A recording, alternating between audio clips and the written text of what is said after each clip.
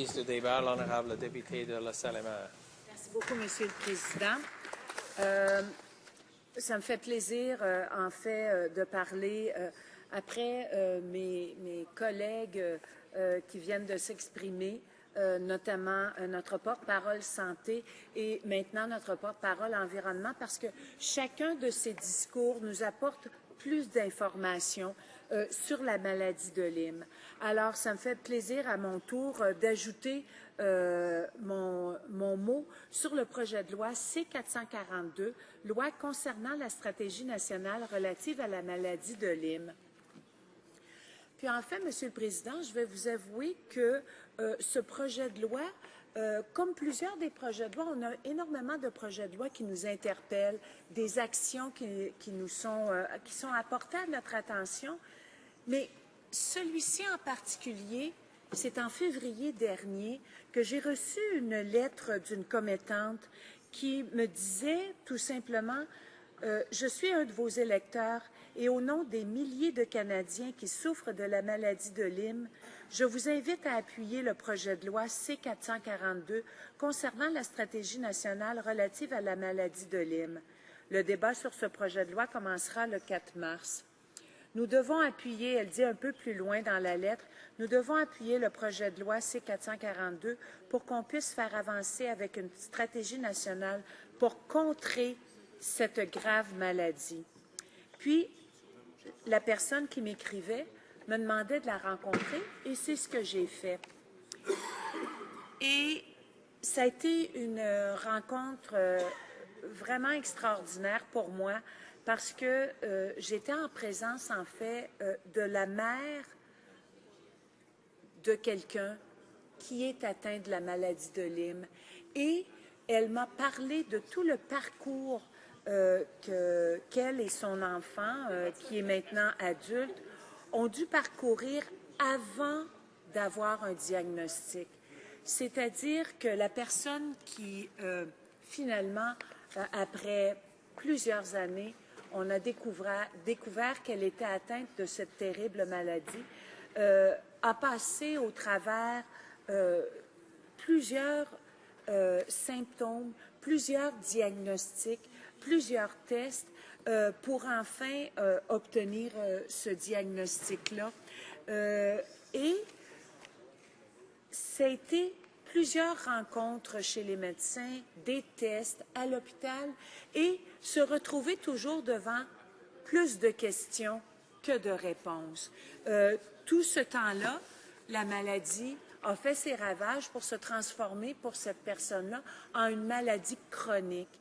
Alors, qu'est-ce qui arrive? C'est que cette personne-là va devoir vivre avec les symptômes chroniques dus à la maladie de Lyme.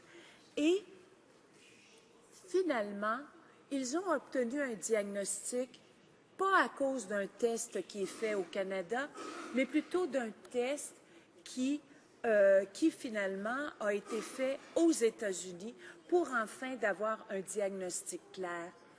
Et malgré toutes ces épreuves, malgré le diagnostic qui est tombé, le parent que j'ai rencontré m'a dit que c'était finalement un soulagement pour la personne atteinte de cette maladie, de savoir que c'était de ça qu'elle souffrait. Parce qu'il faut comprendre que plusieurs des symptômes de la maladie de Lyme, quand c'est rendu des symptômes où est-ce qu'on est dans la maladie chronique, ça ressemble beaucoup à ce que les gens ont appelé le syndrome de la fatigue chronique. Et puis, qu'est-ce qui arrive quand on est atteint de ces symptômes-là et qu'on n'a pas un diagnostic clair? Souvent, il va y avoir une situation où est-ce que la personne va être déprimée parce qu'elle ne sait pas qu'est-ce qui cause ça. Son entourage se pose énormément de questions. Ils ne savent pas exactement comment aider la personne qui est atteinte de ce diagnostic flou-là qui s'appelle le diagnostic de la maladie chronique, de la fatigue chronique. Alors, le diagnostic, quand il est tombé, ça fait en sorte que la famille a entouré la personne atteinte de la maladie de Lyme et a pu, à ce moment-là, ensemble avoir un plan d'action pour pouvoir vivre avec ce diagnostic-là. Également, ce parent a fait l'éloge de justement, et ce qu'on a mentionné précédemment, de la Fondation canadienne de la maladie de Lyme. Je veux bien nommer le titre parce qu'en anglais, ça s'appelle CanLyme, alors Canadian Lyme. Mais cette fondation-là vraiment fait un travail très important au niveau de la sensibilisation des gens concernant les symptômes, les diagnostics, mais également comment on peut prévenir la maladie de Lyme. Et cette fondation-là, qui est un organisme sans but lucratif, a un site Internet.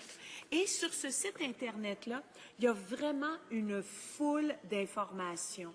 Et, comme de fait, également, font tomber quelques mythes, quelques croyances qu'il y a par rapport à cette maladie de Lyme. Alors, je pense que j'aimerais saluer le travail extraordinaire de cette fondation-là. J'aimerais également saluer le courage de ce parent qui est venu me rencontrer pour me parler de son histoire, m'a raconté son histoire, et également pour la personne de ce proche-là qui est atteint de la maladie de Lyme et qui a dû avoir tout un parcours pour pouvoir obtenir un diagnostic. Je crois que le projet de loi interpelle le gouvernement à établir une stratégie nationale relative à la maladie de Lyme.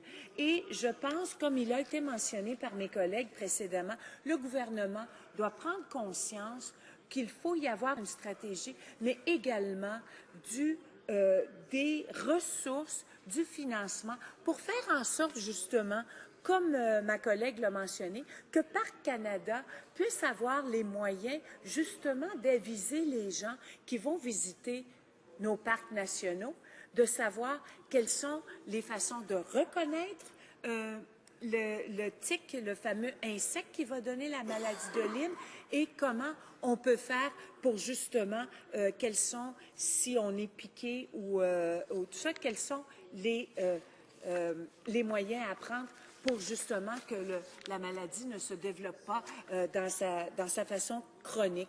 Écoutez, on le fait pour, par exemple, l'herbe à puce ou des choses comme ça, alors je ne comprends pas pourquoi qu'on ne le ferait pas.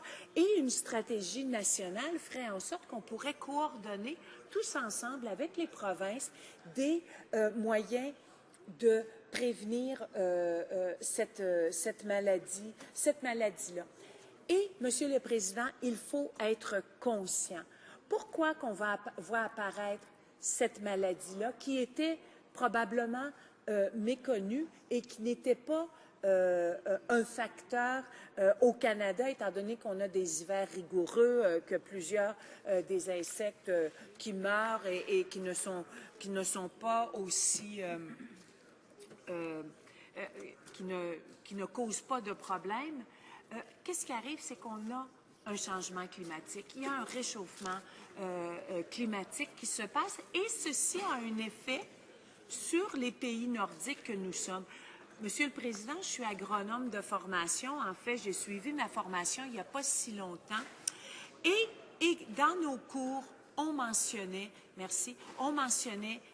que de plus en plus, le Canada devra s'adapter, que ce soit en agriculture, mais également que ce soit au niveau de la prévention de ces maladies-là qui vont faire surface par rapport à des insectes qui vont se diriger un peu plus vers le nord. Alors, je trouve que c'est essentiel que que le gouvernement fédéral fasse face à ces problèmes-là, et la loi concernant la stratégie nationale relative à la maladie de Lyme est un pas dans la bonne direction. Pour cette raison-là que je l'appuie également au nom de ce parent qui est venu me rencontrer à mon bureau pour me parler justement de la maladie de Lyme et me sensibiliser. Merci beaucoup, Monsieur le Président.